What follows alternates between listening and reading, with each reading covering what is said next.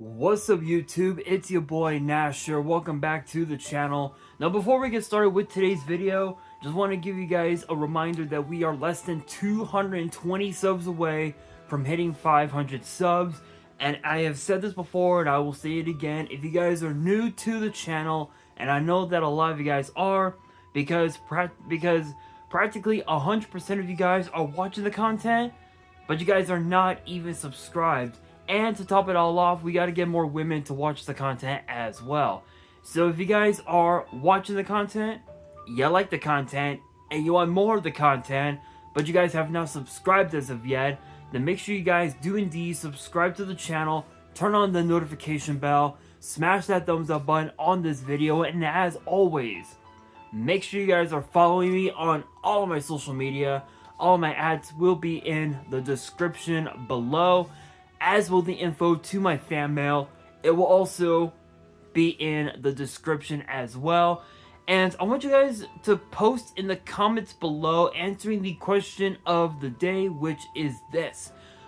What deck do you guys believe will be the meta, will become the new meta during the 2025 World Championship? Let me know down in the comments below. And for today's video, we actually have something very interesting for you guys. We actually have some brand new Argostar support that has been revealed for the upcoming core set Alliance Insight. And it's interesting because the new Argostars archetype actually is not that bad of a deck. I've seen, after reading the cards,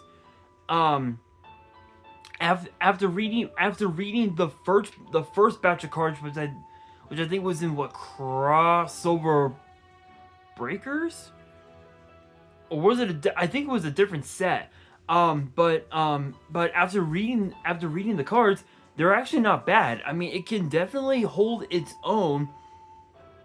But I think the only way that it can become a viable meta deck is if you had the Adventure Time, if you had the adventure cards in the deck itself. So it wouldn't be too bad. But there are two new cards. Excuse me. Two new cards to talk about in this video. So I'm not gonna waste any time. Let's get straight into it. Kicking things off, we have Argostars Fierce Parth.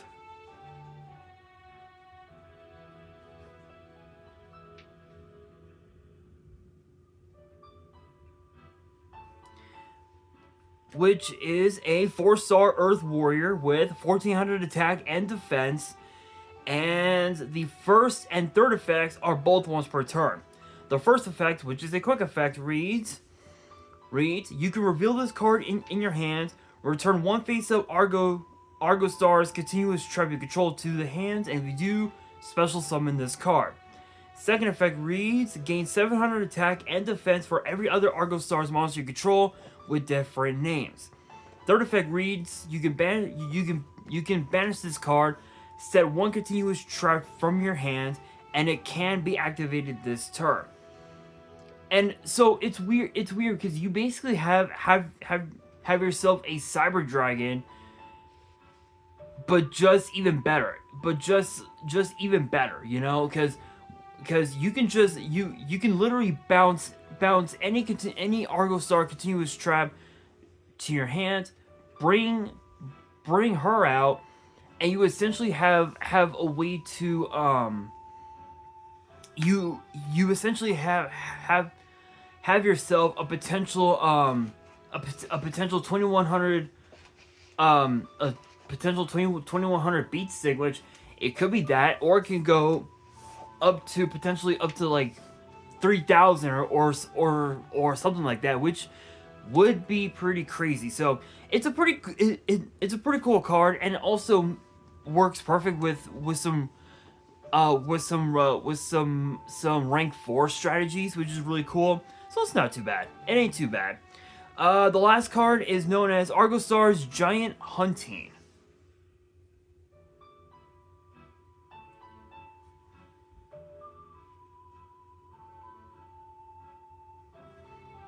which is a quick play spell, and both of its effects are a hard once per turn.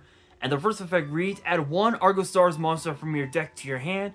Then, if you control a continuous trap in the monster zone, and or a continuous trap with an effect that special summons itself as a monster in the spell and trap zone, immediately after this effect resolves, normal summon a warrior, one warrior monster. Second effect reads: during your main phase, you can banish this card from your grave, target 2 cards on the field, including an Argostars continuous trap you control, return them to the hand. So you basically have yourself basically a double.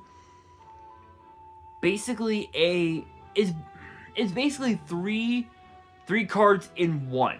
So you have yourself a you have yourself a Rhoda, plus you also have a second normal summon, which is a double summon, which is incredible. And then you also have as well double compulse, which is crazy. I will say the Argostars archetype definitely has a lot of potential, but there's still a lot that has to be considered. And one of the things that needs to be considered is whether or not the cards, whether or not the deck is actually going to be meta. But we'll have to wait and see. I think we're definitely still missing quite a few new cards, quite a few more cards. You know, like potentially a couple of Xyz monsters, maybe a tuner and a synchro, maybe perhaps a fusion, which would be pretty cool. But aside from that, there is one more card that I wanted to show off in today's video. It's a brand new V-Jump promo card that was just announced, and I'm going to talk about it in today's video. So the name of the V-Jump promo is called, and I'm probably going to be butchering the name, so to all of my Japanese fans out there, I apologize if I butcher the name, but the name of the card is Uka no Mitsune no Tamayura. And I'm pretty sure I butchered the name, but there's the card,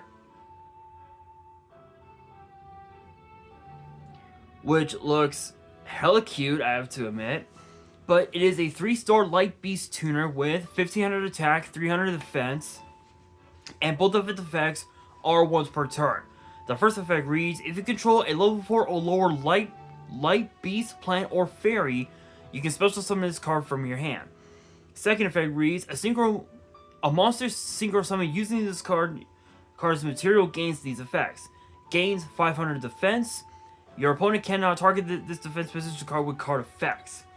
So this card can basically work essentially with the Ancient Fairy Dragon decks, which is pretty crazy considering the fact that you mainly use Ancient Fairy Dragon in defense mode, in defense position anyway. So it's actually kind of sick that it can go that its defense can go all the way up to 3,500. It can add field spells to your hand. It can pop them, gain you 1,000 life points, and Ancient Fairy Dragon can't be targeted with card effects while it's in defense position, which is pretty damn cool. I will say I think it's definitely I think it's pretty cool that, especially within the last couple, I think the last like 2 or 3 V-Jump promo cards, that Konami has really focused more so on the decks that these cards can work with, rather than just having them be printed for the sake of printing them, So that's actually pretty cool. And as far as the Argostars cards, again, I truly believe that if we were to get a couple of Xyz monsters, maybe even also a tuner and a couple of synchros, and another like field spell or something like that, then yes, definitely the deck has what it takes to be a viable meta strategy. But it would also have to work as well with the Fateful Adventure deck, which, to be fair, both those archetypes, if you will, could actually, together could potentially be a viable strategy, perfect for the level of like a white CS or something like that. But with that being said, that will do it for today's video. Hopefully you guys enjoyed. If you did, make sure you guys smash that thumbs up button. If you guys are new to the channel and you guys want more card discussions in the future, then make sure you guys subscribe to the channel, turn on the notification bell, and as always, make sure you guys are following me on all of my social media. All of my ads will be in the description below, as will the info to my fan mail. It will also be in the description as well. And on that, this is your boy Nash, signing out.